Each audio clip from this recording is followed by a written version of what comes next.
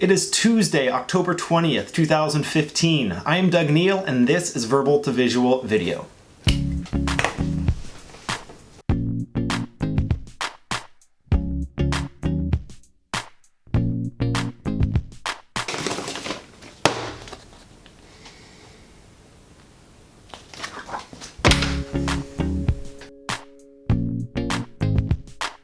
This video here is the second in a 4-part series on how to create a sketchnoted video using just your iPhone.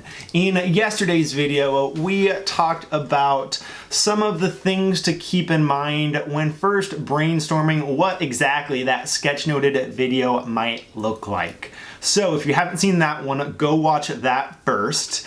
Today we're going to talk about the specific equipment that you can use and the setup to be able to use this device here to make, record, and edit one of these sketchnoted videos. I'm going to show you 3 different ways that you can set up this guy to be able to shoot yourself as you sketch out some ideas.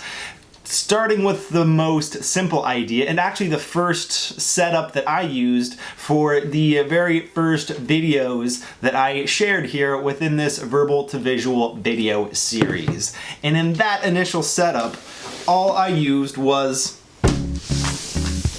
a stack of books, an iPhone, lodged just underneath the first book, the top book, with a little bit of weight on top to make sure that it stays there. So with this setup here, super simple, super easy, you don't need anything fancy, gets the phone just high enough to be able to slide in something like an index card underneath, and then use a pen or a Sharpie to sketch things out while this guy is recording. Now what I did, I think I also had this lamp right there in front of it to make sure that the lighting was good, but other than that, that was the setup that I used. I like that simplicity, and I encourage you to go simple rather than complex, especially at the beginning when you're first starting to make any type of sketchnoted video. This worked well for me. The only tricky part, I might actually flip this around so that books don't get in the way of my arm while writing, but even as is, this is very doable to be able to sketch out ideas on this index card. For the second setup, I'm going to bring in a new piece of equipment here. This is the Joby GorillaPod. It's a little tripod that has these flexible legs that allow you to set it up in kind of any position you want. It can grip things. If you're in a spot where there's a pole or something, you can attach this to.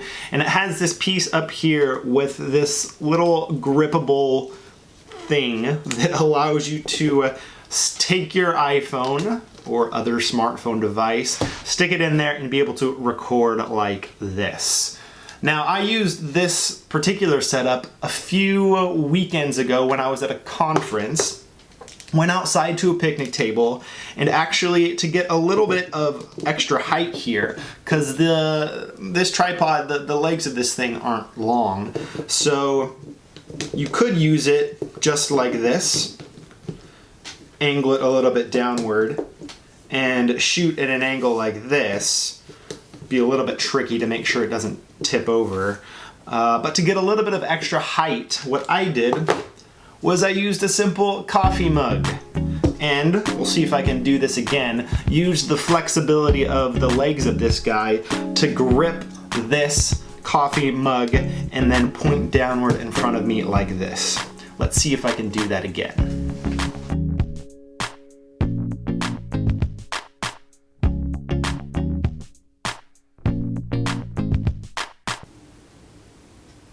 Look at that. So what's nice about this particular setup is that it gives you enough space to not just write on a small index card if it stays in place, which clearly it didn't,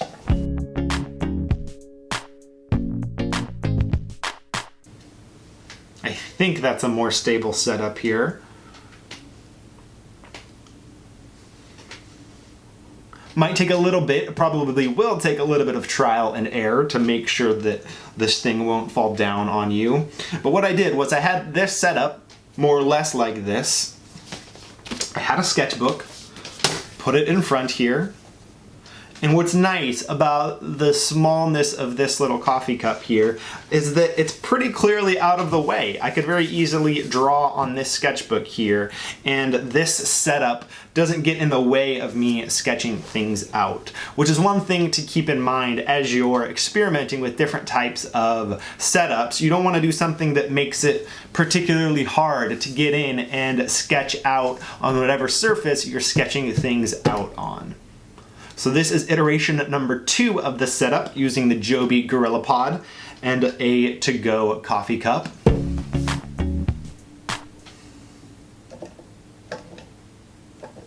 Pretty stable.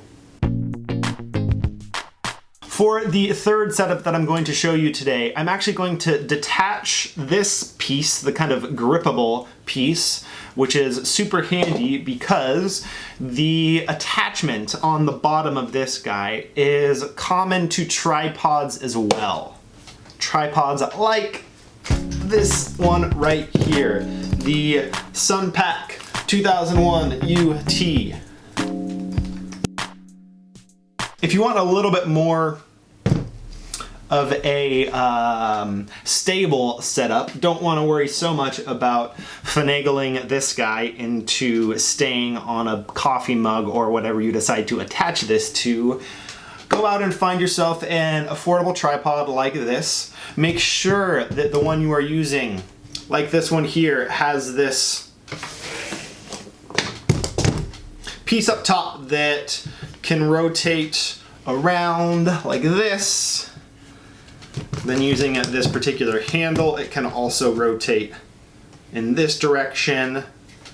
And then with this last piece here, it can also rotate the top part here. So essentially you have 3 dimensions, 3 degrees of rotation, degrees of something. Come on, physics. And the way I would use this, the way I have used this, is first of all, this particular tripod has a detachable piece here that has a little bit of a screw at the very top of it there. And it's on that screw that you can attach your this piece of the Joby setup to be able to hold the iPhone. So with that screwed in, I can attach it to the top of this guy. And then use this rotation piece to point it downward. And I could go, I'll probably try to go pretty much 90 degrees. Might even flip it around like this, so that when I attach the iPhone, it's more or less pointed straight down.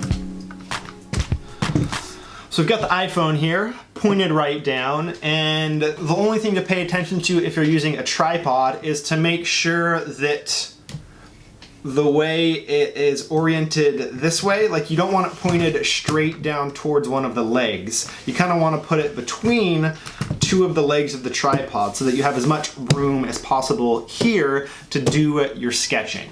So in this case, the setup would look something like this. If it were me, I'd probably have it pointed towards me with a sketchbook in front of me or an index card. To show you guys, it would look something like this. And then I might be over here sketching like this. Legs out of the way, clear shot of whatever it is you're sketching on. That is setup number 3.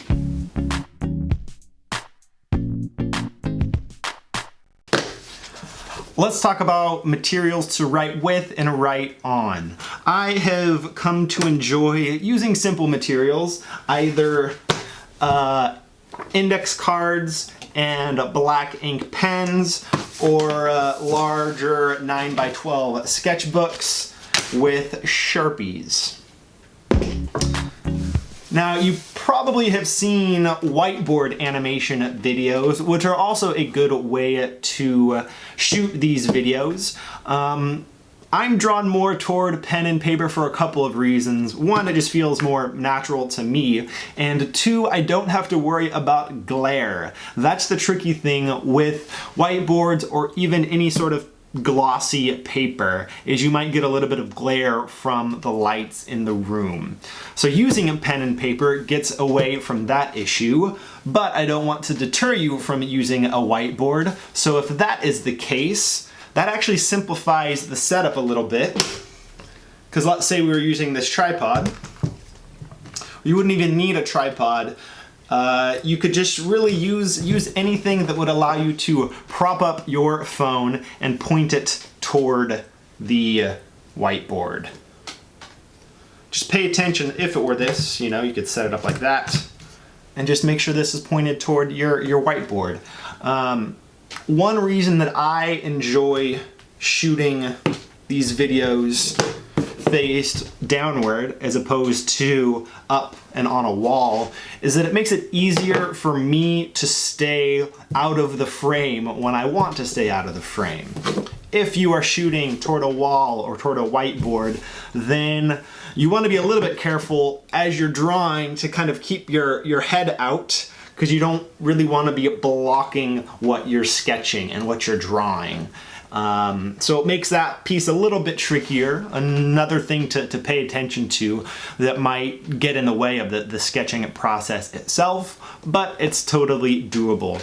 So I encourage you to experiment. That's your follow-up task to this video. Try one of these simple setups, or maybe slightly more equipment needed setups. Figure out what setup you will use, both to get the iPhone pointed in the right direction, and then also the materials that you will use to record your video. Good luck. Let me know if you have any questions, and also let me know what setup you decide to use. Thank you for watching. I will see you tomorrow in part 3, when we will actually do the recording of these videos. Until then.